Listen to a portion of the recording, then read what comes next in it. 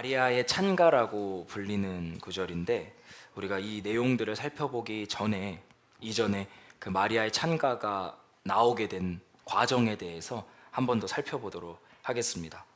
우리 누가복음 1장 28절에 천사가 나타나서 마리아에게 이렇게 말했어요. 기뻐하여라, 은혜를 입은 자야. 그리고 30절에서는 이렇게 말했습니다. 두려워하지 말아라, 마리아야, 그대는 하나님의 은혜를 입었다. 천사를 통해서 선포된 이 은혜가 마리아를 근심과 걱정과 혼란과 두려움으로 이끌어갔습니다. 그 근심, 걱정, 혼란, 두려움이라고 하는 단어는 어디서 나온 단어인가? 마리아의 말에 그와 같은 의미들이 내포되어 있었어요.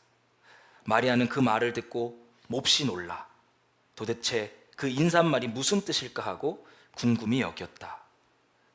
이거 영어 성경으로 한번 같이 봤었죠. 여기서 몹시 놀라라고 하는 단어가 was greatly troubled 였어요. 매우 크게 근심 걱정에 사로잡히게 된 겁니다. 왜요?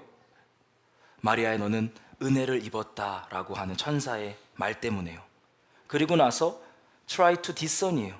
무언가를 그 뜻을 알기 위해서 부단히 고뇌하는 방향입니다.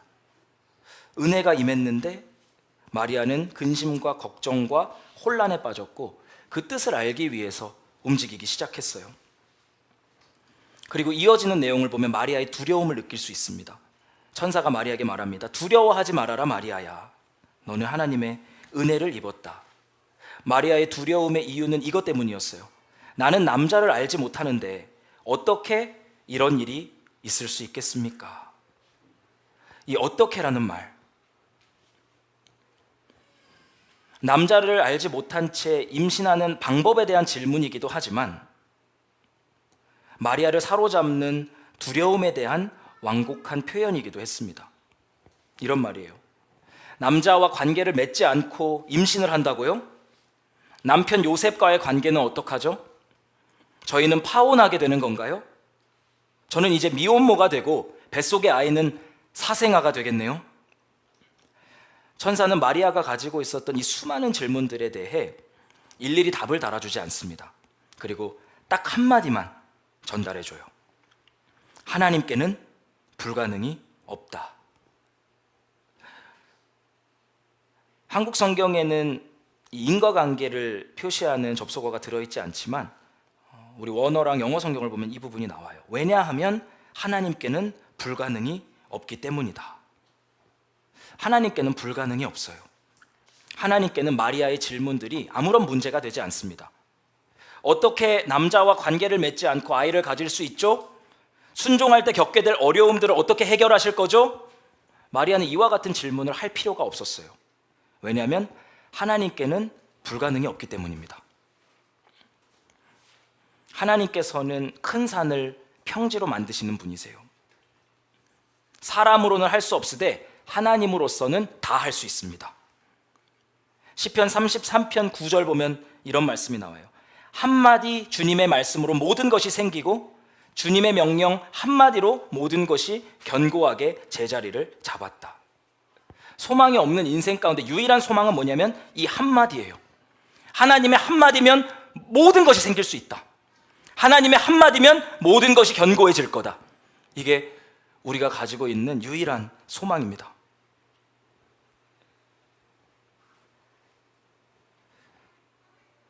하나님께서는 당신의 능하신 팔로 권능을 행하실 겁니다. 누구도 상상하지 못했던 방식으로 일하실 거예요. 마리아의 혼란과 근심과 두려움은 어떻게 해소됐는가? 불가능이 없는 하나님의 능력은 그녀를 어디로 인도했는가? 마리아는 불가능이 없으신 전능자의 손 안에서 성령으로 잉태하게 됩니다. 어떻게 그 일이 일어날 수 있죠? 성령으로 그 일이 일어났어요. 그럼 마리아의 두 번째 질문이요. 순종할 때 겪게 될 어려움들은 어떻게 해결하실 거죠? 그녀가 자신의 미래에 대해서 이렇게 말해요. 모든 세대가 나를 행복한 여자라고 부르게 될 것입니다. 불가능한 하나님의 능력이 마리아에게 임하자 그의 걱정은 걱정으로 끝나지 않았어요. 오히려 그것이 반전되어서 만세에 걸쳐서 그녀를 행복한 여자라고 부르게 되는 영예가 그녀에게 주어지게 됐습니다. 하나님의 불가능 없는 능력이 우리를 이끌어가는 종착지는 바로 여기예요. 그분의 능력께서 행하실 거고요, 그분의 능력으로 우리의 미래가 보장될 겁니다. 이게 마리아가 천사와 두 번의 대화를 통해서 얻은 결론이에요. 누가복음 1장 38절입니다. 우리 같이 읽어볼까요? 시작.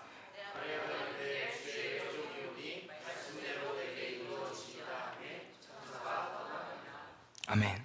마리아가 이르되 주의 여종이오니 나는 주의 계집종이오니 말씀대로 내게 이루어지이다 하매. 이게 천사와 마리아의 두 번의 대화의 결과입니다. 주의 여종이오니 주의 계집종이오니. 마리아는 이제 생각이 완전히 바뀌었어요. 하나님을 하나님만큼 높이 볼 수 있게 됐고요, 자신을 실제 인간만큼 낮춰서 보게 됐습니다. 하나님은 위에 계시고요, 나는 아래에 있다라는 사실을 깊이 느끼게 된 거예요. 이걸 아는 것으로는 부족해요. 하나님은 위에 계시고 나는 아래에 있습니다. 이걸 아는 것으로는 부족해요. 내가 하나님께 종속되어 있다라는 사실을 깊이 느껴야 합니다. 나는 훨씬 더 크고 위대한 분에게 종속되어 있습니다. 하나님은 하나님이시고요, 나는 하나님의 계집종입니다. 이게 마리아의 첫 번째 결론이었습니다. 그리고 두 번째는요, 말씀대로 내게 이루어지이다. 이 말의 의미는 이제 더 이상 내 뜻과 내 계획을 고집하지 않겠다는 말이에요. 말씀대로 내게 이루어질 것입니다. 내 인생 이전까지는 내 뜻과 내 계획과 내 힘으로 살아야 된다고 생각했는데 이제는 제 생각이 바뀌었습니다. 내 뜻과 내 계획이 아닌 말씀대로, 하나님의 뜻과 하나님의 계획대로 이루어질 것입니다. 제 인생은 그 거대한 계획의 아주 작은 일부일 뿐입니다. 이렇게 고백하게 된 것입니다. 이 누가복음 1장 38절, 이 지점이 마리아의 자기중심적인 사고가 하나님 중심적인 사고로 완전히 전환되는 순간입니다. 마치 코페르니쿠스 혁명과 같은 느낌이에요. 이 코페르니쿠스가 지동설을 주장하기 전에 2세기부터 16세기까지 꽤 오랜 시간 동안 사람들이 천동설을 믿었습니다. 지동설은 뭐냐면 지구가 태양 주변을 돈다는 거예요. 지구가 움직인다. 지동. 그럼 천동설은 뭐예요? 하늘이 움직인다. 지구는 움직이지 않고 하늘이 움직인다라고 생각한 겁니다. 꽤 오랜 시간이죠. 2세기부터 16세기까지면 그 이후에 지동설을, 지금 우리가 지동설을 믿고 있는데 지동설을 믿고 있는 시간보다 천동설을 믿고 있었던 시간이 훨씬 더 길었어요. 천동설은 다른 말로 하면 지구 중심적인 사고입니다. 지구는 가만히 있고 지구를 중심으로 1월 성신이 돌고 있습니다 라는 말이죠. 근데 코페르니쿠스와 갈릴레오가 과학적 사실에 대해서 증명을 했어요. 지구가 중심이 아니다. 태양이 중심이다. 이전까지 가지고 있었던 지구 중심적인 사고는 잘못된 것이고 태양 중심적인 사고가 옳은 것이다. 그리고 나서 사람들의 생각이 완전히 바뀌게 된 겁니다. 마리아의 사고에서 이와 같은 혁명적인 변화가 일어난 거예요.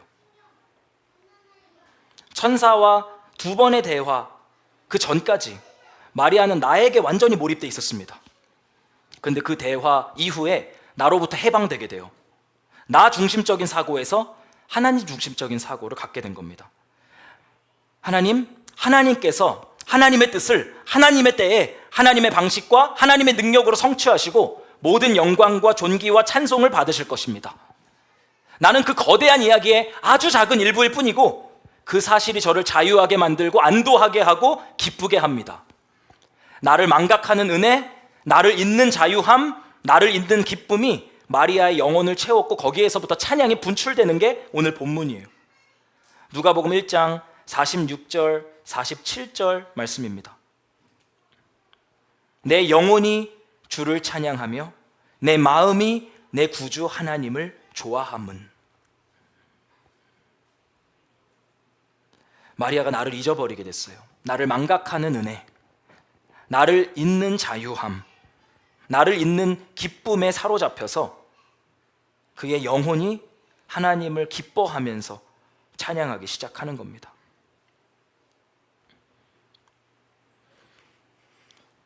이 시대의 비극은 불신자들뿐만 아니라 신자들마저도 이 자기중심적인 사고에서 벗어나지 못하고 있다는 사실입니다.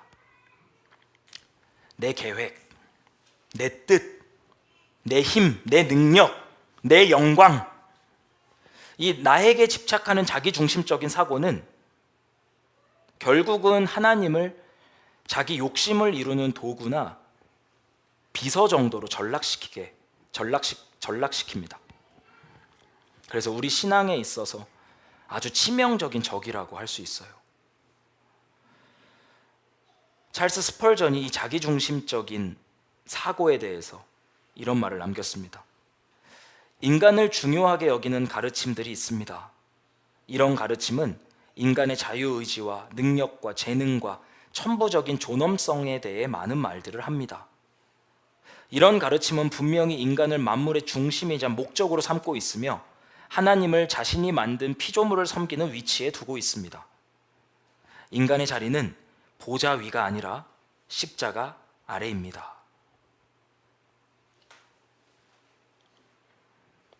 불신자들뿐만 아니라 많은 신자들이 가지고 있는 착각이에요. 하나님께서는 나를 최고로 위하신다. 하나님께서는 나를 최고로 사랑하신다. 이런 사고의 틀 안에서 뭔가 내가 원하는 대로 일이 풀리지 않으면 하나님을 향한 분노와 원망을 쏟아냅니다. 직접적으로 하나님을 향해서 그렇게 하지 않는다고 하더라도 우리가 간접적으로 주변에게, 나 자신에게 분노와 원망을 쏟아 부으면서 이와 같은 반역들을 지속하는 거예요. 지독하게 자기중심적이고 우상숭배적인 이 신앙을 고착화하는 사고 구조를 변화시키지 않으면 기독신앙의 입문조차 할 수 없다고 제가 분명하게 말씀을 드립니다. 잘 들으세요. 하나님께서는 여러분이 아니라 하나님 자신을 최고로 위하십니다. 하나님은 하나님 자신을 최고로 사랑하세요. 지금부터 우리가 함께할 작업이 두 가지입니다. 성경 말씀을 통해서요, 하나님께서 궁극적으로 여러분이 아니라 자기 자신을 위하신다는 사실을 제가 보여드릴 겁니다. 그리고 어떻게 하나님께서 자기 자신을 위하시는 것이 우리를 향한 사랑이 될 수 있는지, 그 두 가지에 대해서 정리하고 마무리할 겁니다. 말씀을 한번 보겠습니다. 이사야서 43장 25절이에요. 하나님께서 왜 우리의 죄를 용서하실까? 여러분들이 이 질문에 대해서 한번 답변을 해보세요.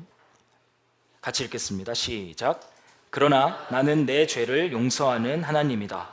내가 너를 용서한 것은 너 때문이 아니다. 나의 거룩한 이름을 속되게 하지 않으려고 그렇게 한 것일 뿐이다. 내가 더 이상 너의 죄를 기억하지 않겠다. 하나님께서 왜 우리를 용서하시죠?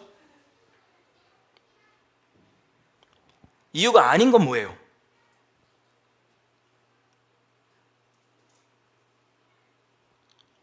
너 때문은 아니다. 내가 너를 용서하는 이유는 너 때문이 아니다. 무엇 때문이에요? 나의 거룩한 이름을 속되게 하지 않으려고 그렇게 한 것일 뿐이다. 하나님은 자기 자신의 거룩한 이름을 가장 위하시는 분이세요.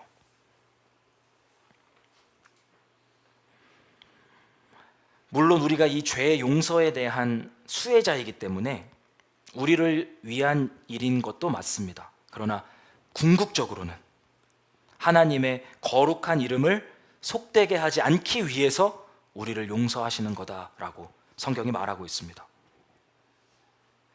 하나님께서 이스라엘 백성들을 왜 회복시키실까?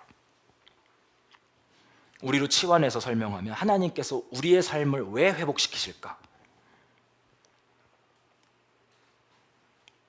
여기서도 이 질문에 대해서 여러분들이 이 말씀을 보면서 답을 한번 달아보세요. 그러므로 너는 이스라엘 족속에게 전하여라. 나 주 하나님이 이렇게 말한다. 이스라엘 족속아, 내가 이렇게 하려고 하는 까닭은, 내가 너희를 회복시키려고 하는 까닭은 너희들을 생각해서가 아니라 너희가 여러 나라에 흩어져서 가는 곳마다 더럽혀 놓은 내 거룩한 이름을 회복시키려고 해서다.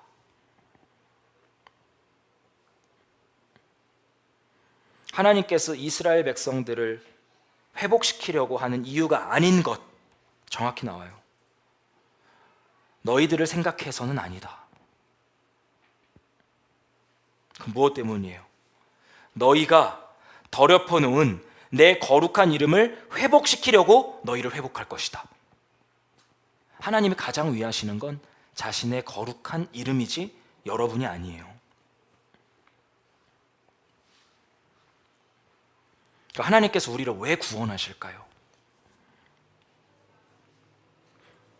에베소서 5장 1장 5절 6절 말씀 우리 같이 한번 읽겠습니다. 시작.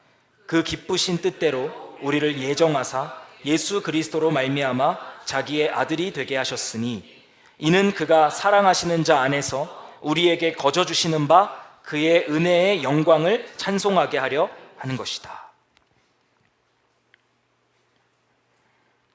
하나님께서 우리를 예정하시고 예수 그리스도를 보내셔서 우리를 구원하시고 자기의 아들로 삼으신 궁극적인 이유는 뭐냐?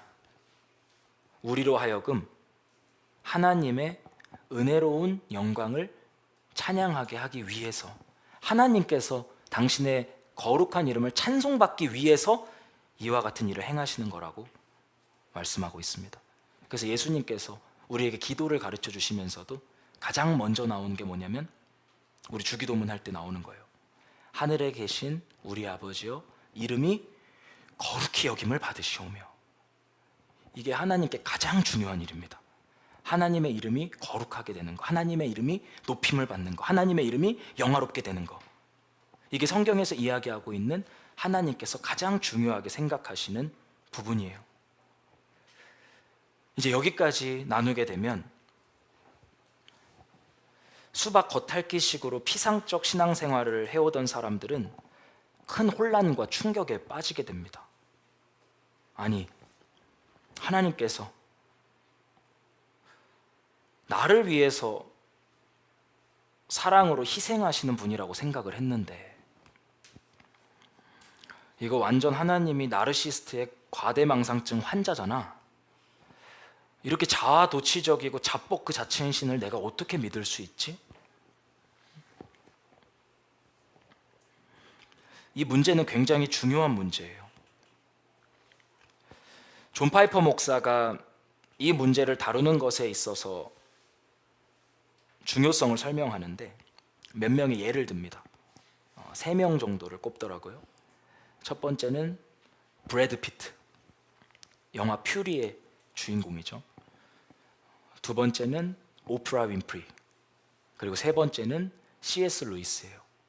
이 세 사람의 공통점이 뭐냐면 이 하나님의 하나님 중심성 때문에 신앙을 버린 사람들입니다.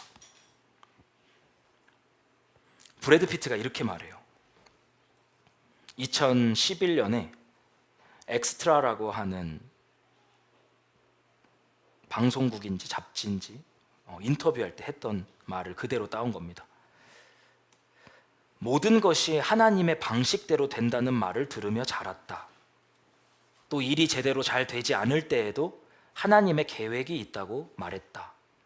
난 이에 대한 문제를 안고 있었다. 그런 말은 하지도 마라. 정말 숨이 막혔다.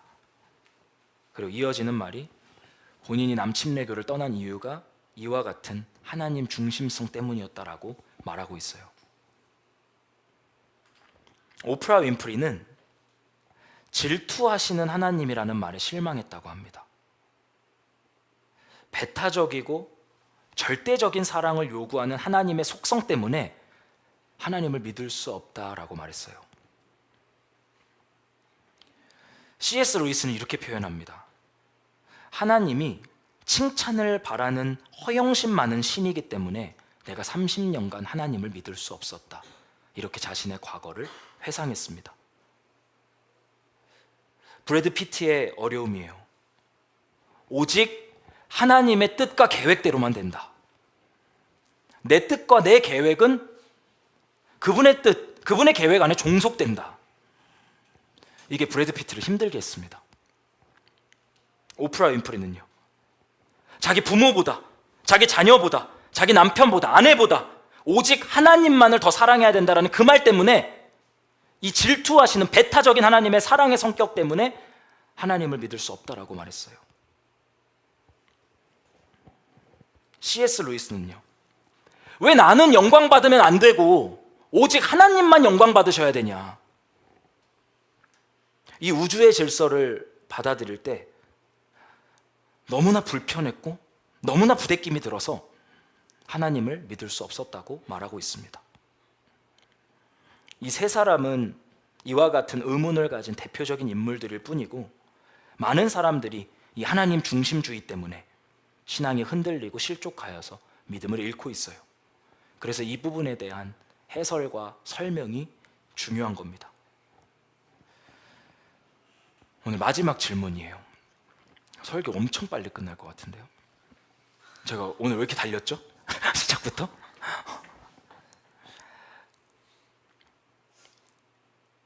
하나님의 자기중심성이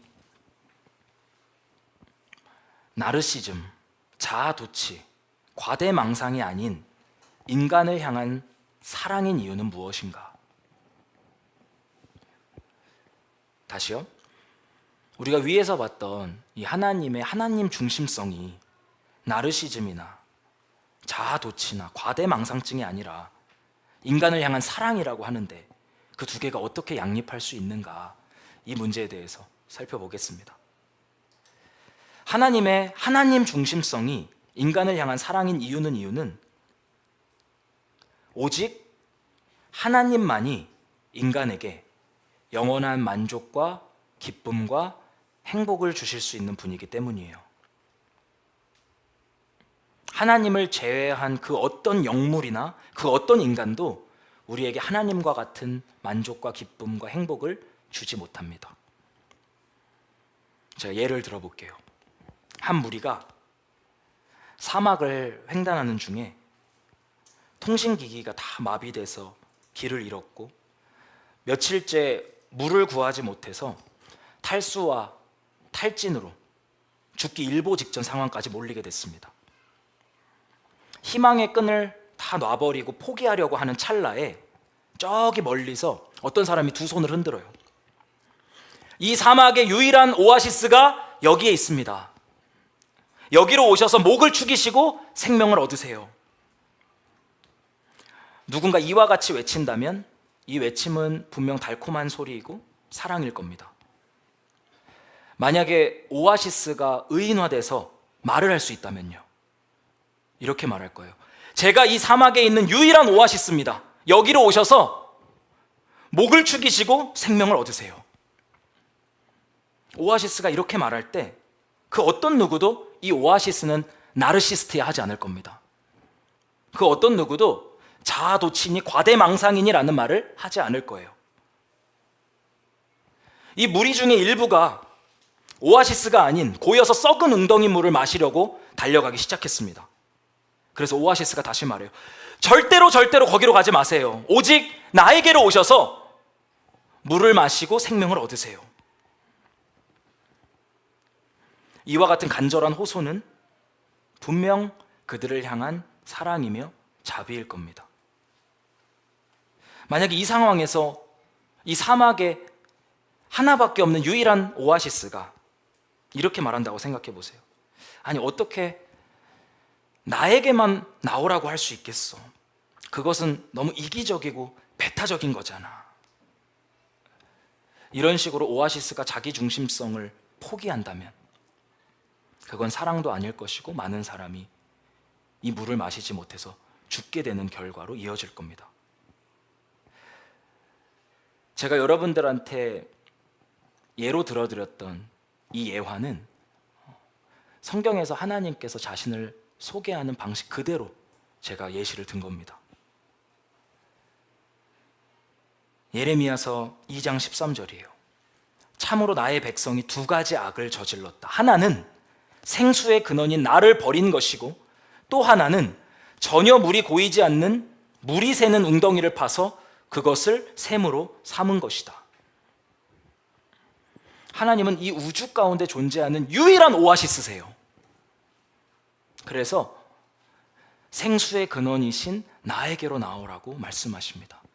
우리 아까 찬양했던 것처럼 가까이 와라, 가까이 와라.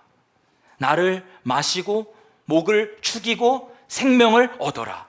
여기서 만족하고 기쁨을 얻고 행복을 누려라. 이게 하나님의 음성이에요.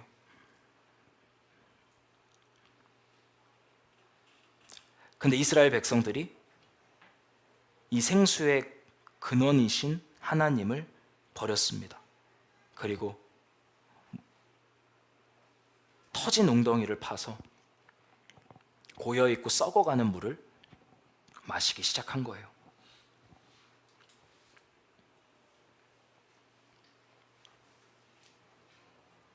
예레미야 선지자를 통해서 하나님께서 말씀하신 이후에 하나님께서 성육신하신 모습으로 다시 한번 말씀하십니다. 요한복음 4장 14절이에요.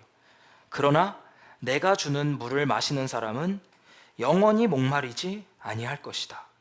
내가 주는 물은 그 사람 속에서 영생에 이르는 샘물이 될 것이다. 영원히 목마르지 않는 생수의 근원을 향해 나오라고 외치시는 하나님의 하나님 중심적인 호소는 우주에 울려 퍼지는 아주 강력한 사랑이에요.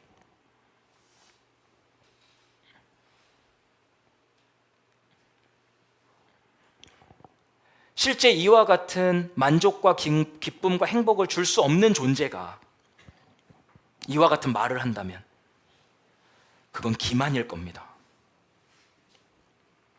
제가 그런다면요. 제가 우주의 중심입니다.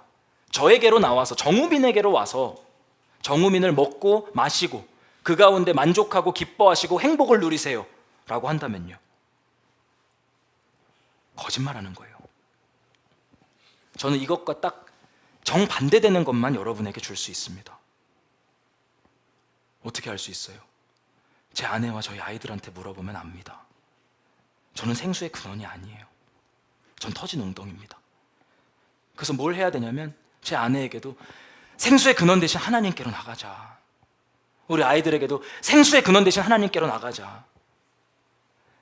이 자기중심적인 하나님께 나아갈 수 있도록 돕는 게 제가 할 수 있는 가장 큰 사랑 행위예요. 저는 가정에서도 교회에서도 사회에서도 계속 두 손을 흔들어야 됩니다. 여기 이 우주의 유일한 오아시스가 있습니다. 여기로 가셔서 이 오아시스를 먹고 마시고 그 가운데 만족하고 기뻐하고 행복하세요. 다른 곳에는 이와 같은 행복이 없습니다. 이렇게 말해야 될 겁니다.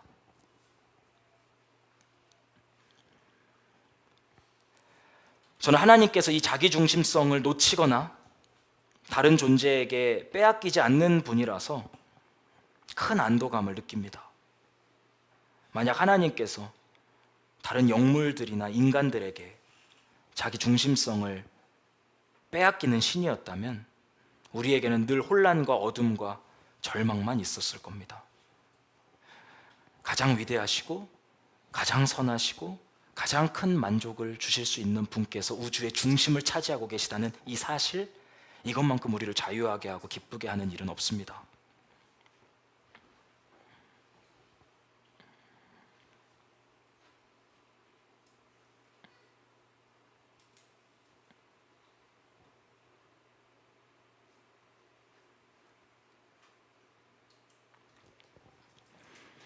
마리아는 천사와의 두 번의 대화를 통해서 하나님의 하나님 중심적인 사고가 하나님의 사랑이라는 것을 이해했습니다. 그가 이렇게 고백했었죠. 하나님은 하나님이시고 나는 하나님의 계집종입니다. 하나님은 위에 계시고 나는 아래에 있습니다. 하나님의 뜻과 계획이 중요하지 나의 뜻과 계획은 중요하지 않습니다. 내 삶 가운데 하나님의 말씀이 이루어지게 될 겁니다. 마리아가 이렇게 고백을 했어요. 마리아는 이 우주적인 진실에 굴복했으나 불행하지 않았습니다.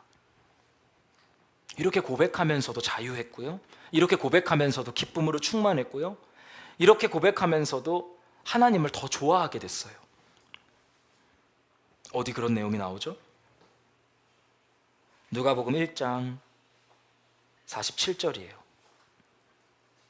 내 마음이 하나님 내 구주를 기뻐하였음은. 하나님은 하나님이시고 나는 계집종이어서 화가 납니다. 이렇게 하지 않았어요. 내 마음이 하나님 내 구주를 기뻐합니다. 이렇게 말했습니다. 세번역 성경을 보면 내가 하나님을 더 좋아하게 됐어요. 이렇게 말해요.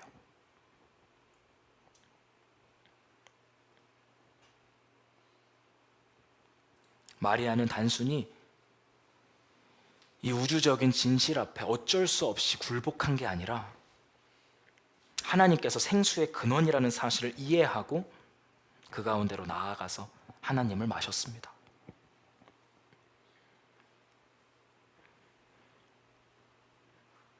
마리아의 생수이신 하나님은 어떤 분이신가? 우리 여러분들의 성경을 보면서 그 노래의 가사들을 한번 살펴봅시다. 마리아가 하나님을 좋아하고 마리아가 하나님을 기뻐하는 이유가 그녀의 노래에 잘 나타나 있습니다.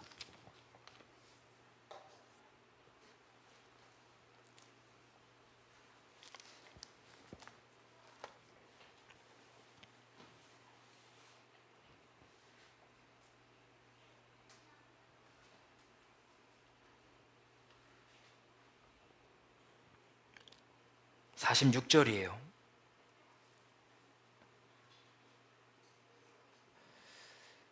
내 영혼이 주님을 찬양하며 내 마음이 내 구주 하나님을 좋아함은. 마리아의 하나님은 구주예요. 우리 세이비어죠. 구세주입니다. 구원자예요.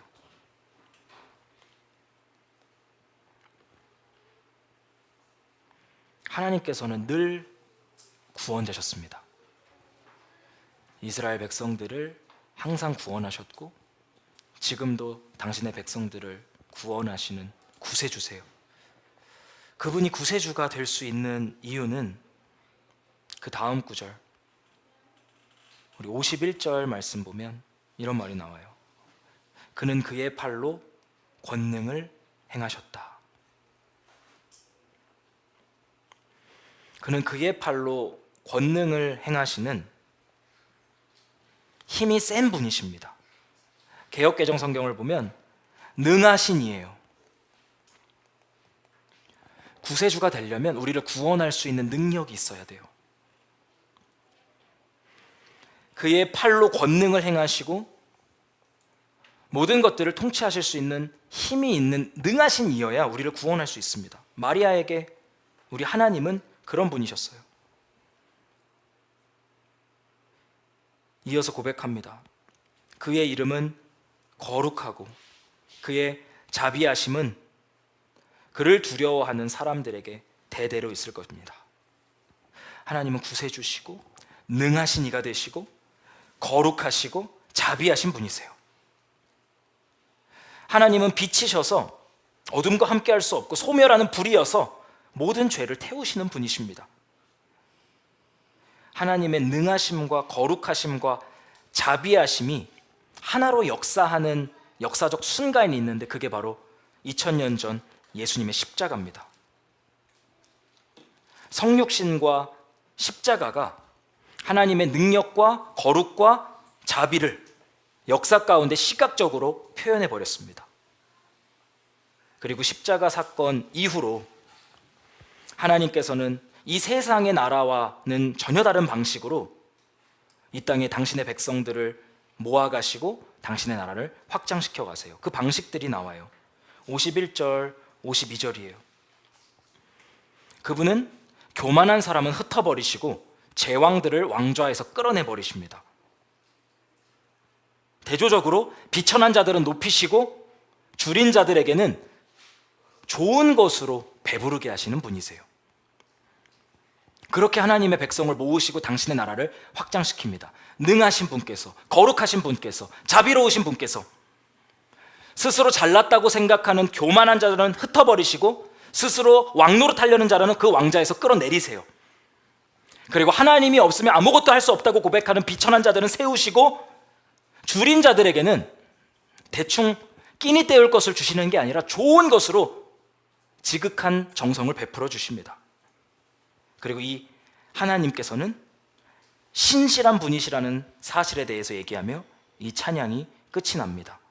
우리 조상들에게 말씀하신 대로 그 자비는 영원할 겁니다.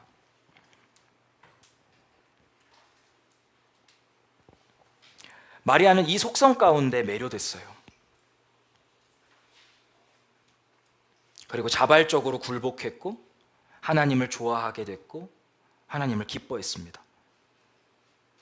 그리고 얘기한 거예요. 내 영혼이 주를 찬양하며.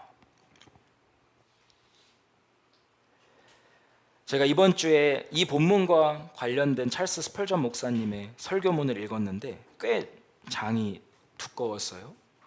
근데 딱 한 가지 얘기만 계속 하시더라고요. 뭐였냐면 내 영이 주를 찬양하며. 이것만 계속 얘기하세요. 주제가 이거예요. 여러분도 마리아와 같이 하나님의 은혜를 입은 자들입니다. 은혜를 입은 자들이 해야 할 유일한 일은 마리아와 같이 하나님을 찬양하는 일입니다. 내 영혼이 주를 찬양하며. 이걸 계속 얘기해요. 여러분 찬양하십시오. 찬양은 누구나 할 수 있는 것입니다. 이게 대지 첫 번째예요. 대지 두 번째는요. 찬양은 언제나 어디서나 할 수 있는 것입니다. 여러분이 누구라도 찬양하기 시작하십시오. 여러분이 언제 어디에 있더라도 하나님을 찬양하기 시작하십시오. 세 번째 대지는 찬양하는 데는 돈도 필요하지 않고 재능도 필요하지 않습니다. 그래서 전선생님 재능은 좀 필요하지 않나요? 음악을 못해도 찬양하는데 아무 지장 없습니다.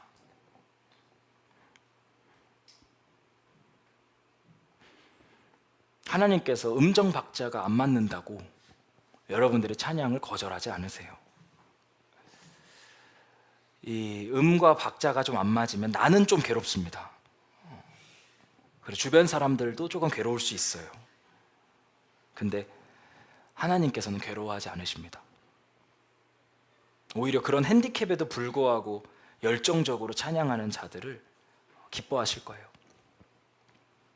그리고 천국에는 음치나 박치 없을 겁니다. 여러분의 음악적 재능이 다 온전해질 거예요.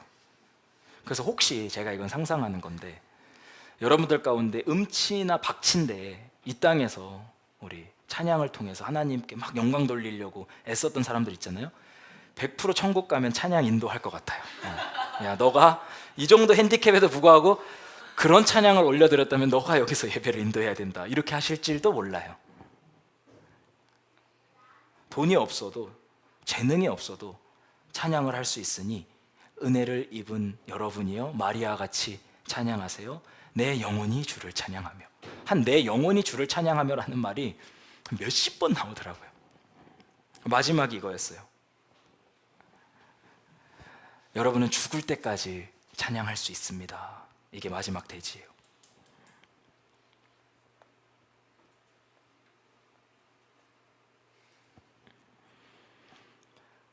어쩔 수 없이 침상에만 누워있게 된다 하더라도 절대로 여러분이라는 존재가 해야 할 최고의 목적도 하지 못하는 그런 쓸모없는 사람이라고 생각하지 마십시오. 여러분은 고통의 침상에 누워서도 인내로 주님을 찬양함으로써 인간의 최대의 목적을 실천할 수 있습니다. 우리 인생이 가장 꺾이는 시점에, 가장 시들어가는 시점에, 죽음과 가까운 시점에도 우리 인생의 최상의 목표는 계속 이룰 수 있어요. 내가 앞이 보이지 않고 손발을 못 쓰고 움직이지 못할 때에도 우리를 향한 최고의 부르심에는 응답할 수 있어요. 뭐냐면 그 가운데 하나님으로 기뻐하고 만족하면서 그분께 영광을 돌리는 일은 우리가 죽는 그 순간에도 할 수 있는 일입니다. 그래서 여러분들의 숨이 끊어지기 직전까지 하나님을 열심히 찬양하십시오. 내 영혼이 주를 찬양하며.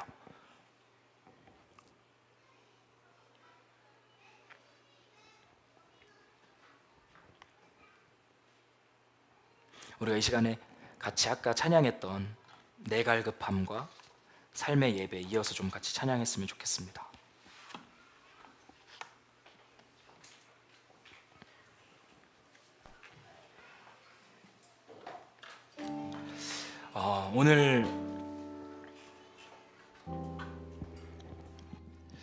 오늘 이 본문은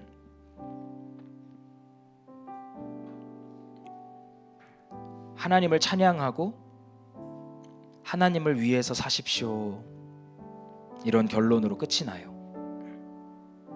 제가 금요일에도 말씀드렸지만 절대로 다른 것을 위해서 살지 마세요. 나중에 후회합니다. 제가 아내랑 종종 하는 대화예요.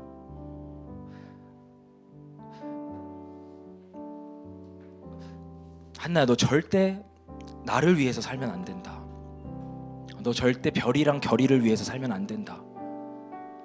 그럼 나도 사라지고 자녀들도 떠나는 그때에 분명 후회된다, 헛살았다, 이런 말 할 거다. 이런 말은 어리석은 사람들이나 하는 거지 지혜로운 사람들이 하는 말이 아니다.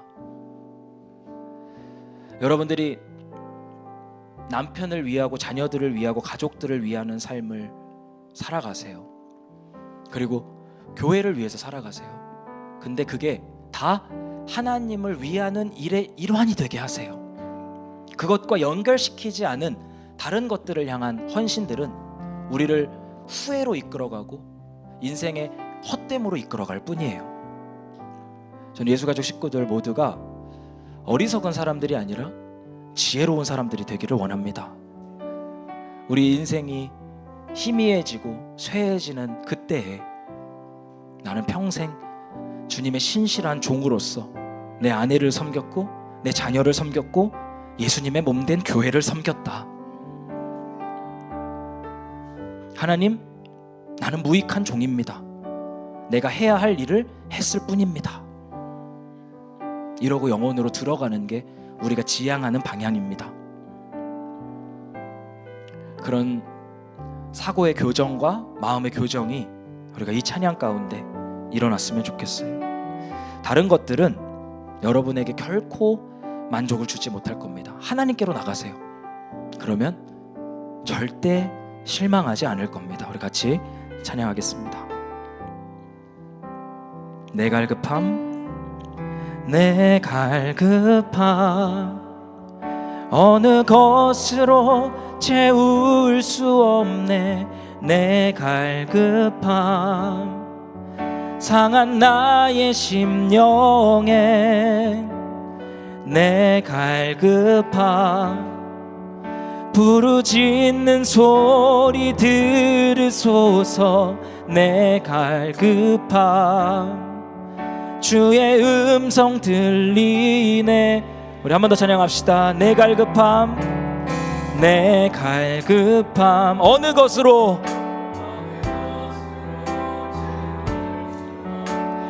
내 갈급함, 나의 심령, 내 갈급함, 부르짖는 소리 들으소서. 내 갈급함, 주의 음성 들리네.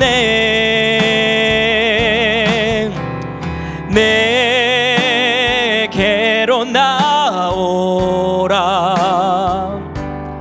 영원히 영원히 목마름 전혀 없으리. 내게로 나오라.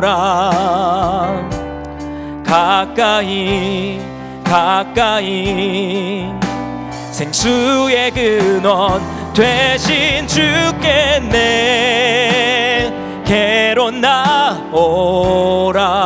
영원히 영원히 영원히 목마름 전혀 없을 것입니다. 없으리. 내게로 나오라. 가까이 가까이 더 가까이 생수의 근원 되신 주께 내게로 나오라. 영원히 영원히 목마름 전혀 없으리. 내게로 나오라. 가까이 더 가까이 생명의 근원 되신 주께. 우리 처음부터 한 번 더 찬양하겠습니다. 내 갈급함 어느 것으로 채울 수 없네. 내 갈급함 상한 나의 심령. 내 갈급함 내 갈급함 부르짖는 소리 들으소서. 주님의 음성이 들립니다. 주의 음성 들리네.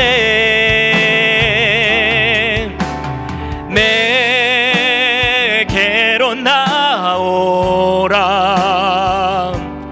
영원히 영원히 목마름 전혀 없으리. 내게로 나오. 가까이 더 가까이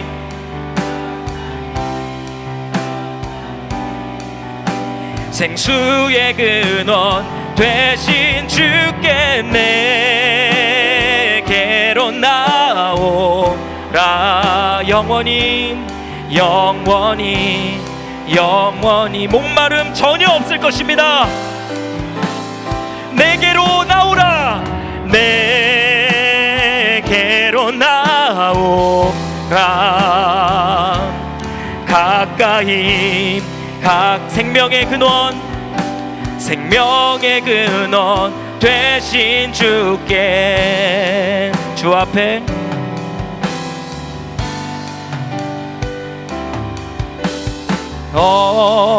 엎드려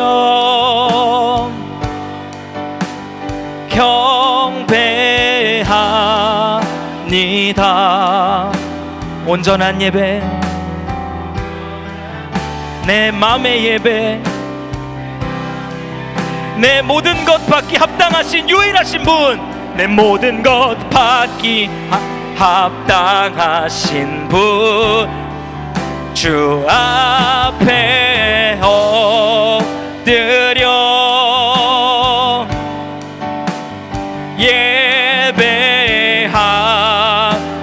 예배합니다. 나의 모든 삶 나의 모든 뜻 말씀 앞에 순종하는 삶의 예배 드리기 원하네. 우리 더 고백합시다. 주 앞에 엎드려 주 앞에 엎드려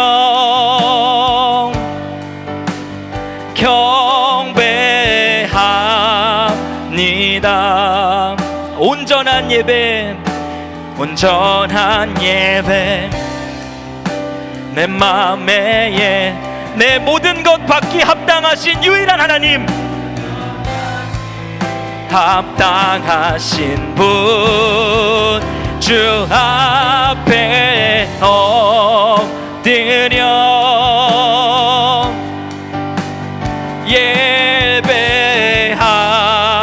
예배합니다. 모든 삶 나의 모든 뜻 말씀 앞에 삶의 예배 드리기 원하네. 내게로 나오라.